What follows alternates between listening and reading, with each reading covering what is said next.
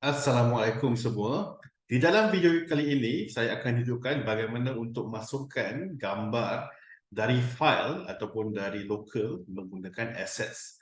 Jika ingat sebelum ini, di dalam video widget asas, kita ada masukkan gambar, tetapi gambar yang kita masukkan tu datangnya dari internet, dari network. Jadi untuk dari file ada sedikit susah kerana ada beberapa langkah, beberapa step yang harus diikuti, tapi saya sudah berikan langkahnya di dalam slide ini. Pertama, perlu bina folder assets di dalam projek Flutter dan gambar tersebut akan dimasukkan di dalam folder assets.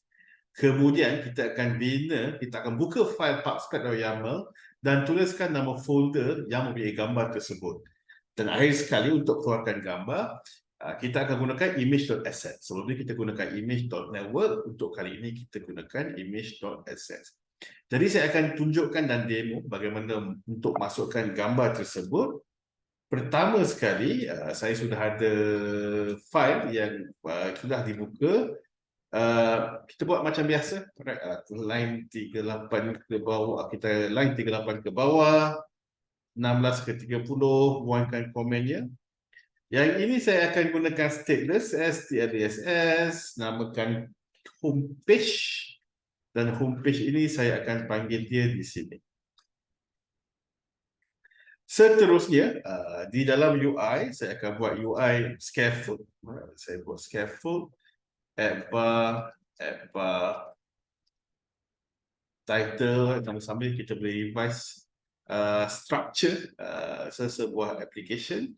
So saya akan buat add bar, title, text, image, demo.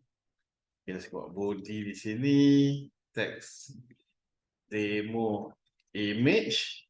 Dan ini saya akan masukkan di dalam kolom, dan kolom tersebut saya akan centerkan dia. Right? So ini asas, ini asas. Jadi saya akan tengok macam mana dia di dalam UI. Saya runkan dia. Seperti biasa, dia akan ada scaffold dan akan ada gambar di bawah. Okay. Jadi apa yang saya akan buat? Saya akan ikut step yang saya beri. Pertama sekali, right click dan create a new directory. Saya akan buat directory baru. Directory tersebut namanya adalah assets. Kemudian di dalam directory assets, apa yang saya akan lakukan, saya sudah ada gambar di sini, Kuala Lumpur.jpg, saya masukkan dia ke dalam directory dan terus refactorkan. Step seterusnya, saya perlu buka file pubspec.yaml. Di dalam folder pubspec.yaml, saya perlu cari perkataan assets yang telah pun di comment out, rasanya di sini. Okay.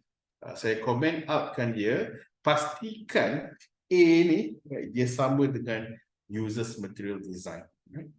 Bila dah sudah, saya akan comment out line seterusnya. Ini adalah file yang saya mahu guna. Saya boleh buat assets /Kuala Lumpur.jpg tadi, Kuala Lumpur.jpg. Ini option pertama. Option kedua adalah saya nyatakan keseluruhan folder. Jika saya ingin nyatakan keseluruhan folder, saya boleh buangkan nama file di sini. Okey, bila saya sudah lakukan tersebut, setiap kali ada perubahan di file pubspec.yaml, kita perlu panggil pubget. Jadi saya akan tekan pubget di sini, semua okey, dan saya terus ke file home.dat. Di dalam file home.dat, main.dat, misalnya saya mau keluarkan gambar tersebut di bawah tag, saya akan gunakan Image.asset, terus panggil nama file di dalam folder asset /Kuala Lumpur.jpg. Saya savekan dia, saya akan terus lihat gambar yang keluar. Sekiranya semua berjalan lancar, gambar tersebut akan dikeluarkan. Begitulah cara untuk mengeluarkan gambar melalui folder ataupun assets di dalam file. Kita jumpa di video yang akan datang.